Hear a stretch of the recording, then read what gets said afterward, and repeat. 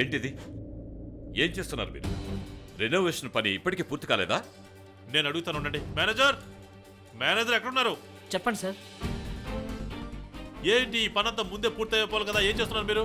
మేము ఎక్కడ ఉండాలి, మేము ఏ ఇంట్లో ఉండాలి చెప్పండి మీరే. సార్ అందుకే కదా నేను చాలాసార్లు ఫోన్ చేశాను, కానీ మీరు ఎవరు ఫోన్ లిఫ్ట్ చేయలేదు.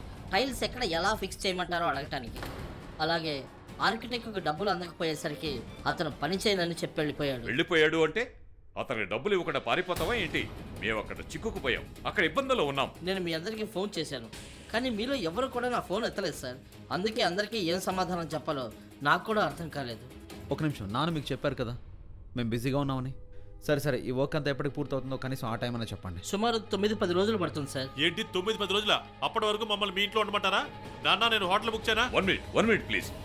మీరు తొందరగా వెళ్ళి పని పూర్తి చేయండి, వెళ్ళండి. అలాగే సార్. ఓకే చెప్పండి, బుక్ చేయమంటారా? హోటల్?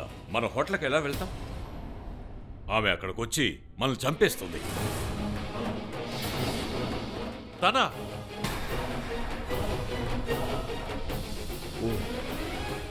అరే తన్రా నానా. లేదు నాన్న, మన వల్ల కాదు నాన్న. రోజంతా టీవీ లాగా ఆన్ అయి ఉంటుంది, ఇల్లంతా రేడియో లాగా న్యూస్ మాట్లాడుతూనే ఉంటుంది నాన్న. మన వల్ల కాదు, వద్దని చెప్పండి ప్లీజ్. యోగ్ చెప్పింది కరెక్టే. బావగారు ప్రతి మంచి విషయం తనకు తప్పుగా అనిపిస్తుంది. ఇంతకీ ఎవరు? అక్క ముందొక రాక్షసి. మనం బ్రహ్మ రాక్షసునైనా ఓడించగలం, కానీ తనని మాత్రం ఓడించలేం. తన చేతి బీత్ బాగా ఎక్కువ దెబ్బలు తిన్నాడు. మళ్ళీ అయిపోయాం. మైథిలి కరెక్టే చెప్తుంది. తన చేత బాగా దెబ్బలు తింది నువ్వే కదా. తర్వాత ఉన్నది రిషబ్. చెప్పాలంటే ఇక దెబ్బలు తగిలించే కోట ఆవిడికి సొంతం. తను ఎప్పుడొచ్చినా సరే చాలా తమాషాగా ఉంటుంది. తమాషాన శిక్ష సేమ్ నీలాగా. అయినా ఒక రాక్షస్కి ఇంకో రాక్షస్ నచ్చుతుందిలే.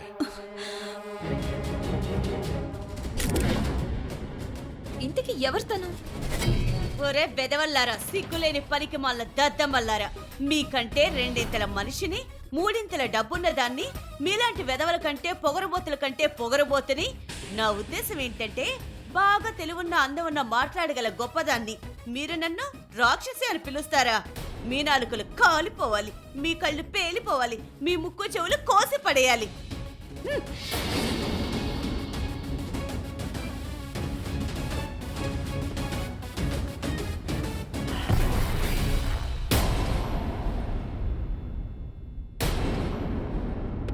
మీరు ఆలోచించుకోవాలి కదా.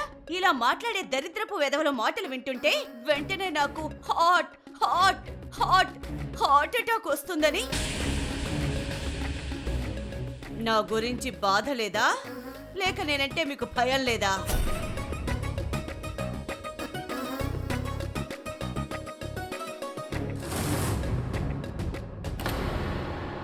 అయ్యో అయ్యయ్యో, పాదాలు తాకింది. వెళ్ళు, నా ఆస్తంతా నీదే. ఇప్పుడే ఇంటికి వెళ్తాను, వీళ్ళమ్మని మార్చేస్తాను. ఓకే, వెళ్ళు వెళ్ళు తల్లి. నమస్కారం పిన్ని గారు. పిన్ని గారా? పిన్ని గారని ఎవరినంటున్నావు? ఏ వైపు నుంచి చూసినా అలా కనిపిస్తున్నారా?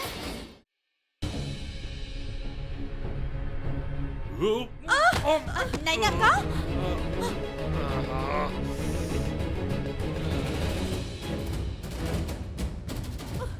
అక్క ఏమైంది? దెబ్బ గట్టిగా తగిలిందా? అక్క లేవండి, జాగ్రత్త. లేనైనా మీకే కాలేదు కదా? లేతను ఎవరైనా నన్ను కూడా అడగండి, తన వల్ల నేను కూడా కింద పడ్డాను తెలుసా. రిషబ్ వదినే మమ్మల్ని గెలిపించింది, లేవనే నన్ను ఓడించింది కదా.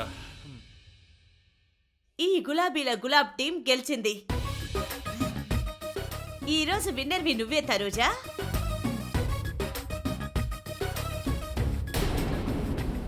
నానమ్మ, పార్ట్నర్ని నేను కూడా. నువ్వేం పెద్ద గొప్ప కాదులే.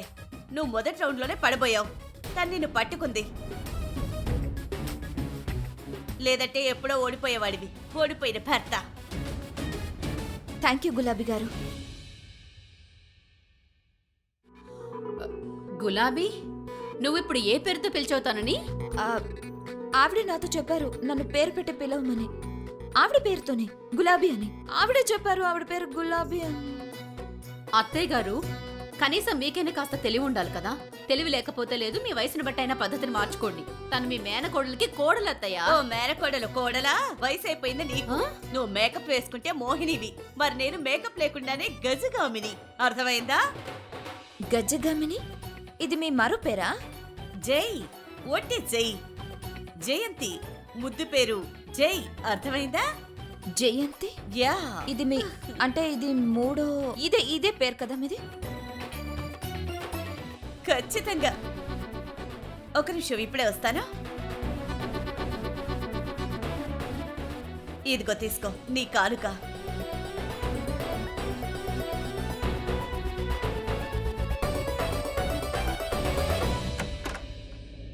రిషి, రిషి ఎక్కడున్నావు నువ్వు? గులాబీ ఏంటి రాక్షసి. సరే నాకు ఒక విషయం చెప్పు, నువ్వు నిజంగానే తన పేరు గులాబీ అనుకున్నావా? నిన్ను భలే ఫూల్ చేసింది కదా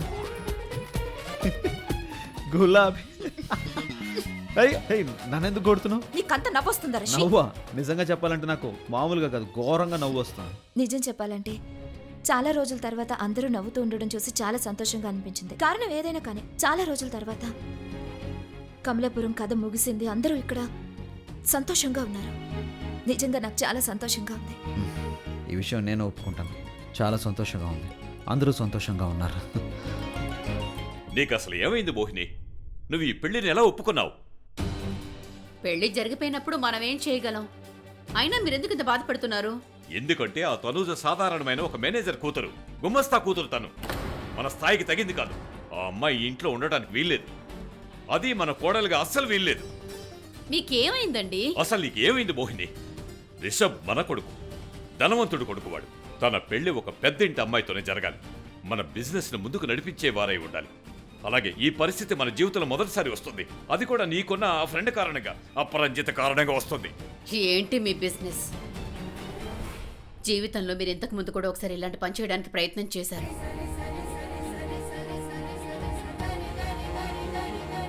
మన రాఖీ పెళ్లి అజయ్తో డబ్బు కోసమే కుదిర్చారు కదా. దాని పరిణామాన్ని మనం అనుభవించాం. కనీసం రిషబ్నైనా వదిలేయండి మీరు. మోహిని, మోహిని ప్లీజ్.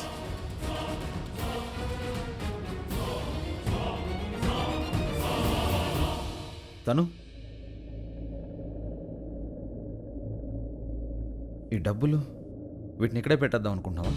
లేదు, నేను వాటిని తీసుకోలేను. ఆ కానుక మీద నాకు ఎలాంటి హక్కు లేదు. ఎందుకు? చూడు, నానమ్మ వీటిని వెనక్కి తీసుకోరు. ఆవిడిచ్చిన వస్తువుని ఎప్పటికీ వెనక్కి తీసుకోదు. నేను చేయగలను, అలాగే చేస్తాను కూడా. సరే అయితే, కానీ నానమ్మకి బ్రహ్మరాక్షసుడి గురించి, అప్పు ఆంటీ గురించి ఏమీ తెలియదు కనుక. రిషి, ఆవిడికి నేనేం చెప్పను, కానీ ఒక్క విషయం అయితే చెప్పాల్సి వస్తుంది. మన పెళ్లి నిజమైన పెళ్లి కాదని, మన ఇద్దరం ఈ బంధంలో ఉండాలనుకోవటం లేదని. పైగా నువ్వు ఇదే కోరుకుంటున్నావు కదా.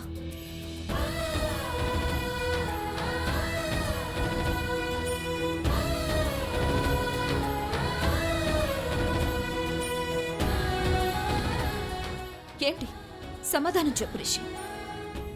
నువ్వు ఇదే కోరుకుంటున్నావు కదా? అవును.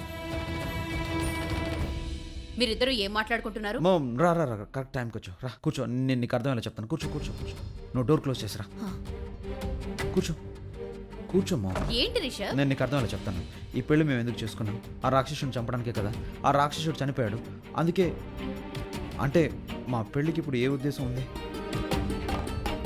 అంటే మనం తనుని ఇంకా మన రిలేషన్లో బంధించి ఉంచడం వల్ల ఏం ఉపయోగం? తను వెళ్ళిపోవాలనుకుంటుంది. నువ్వు వెళ్ళాలనుకుంటున్నావా తనుజ?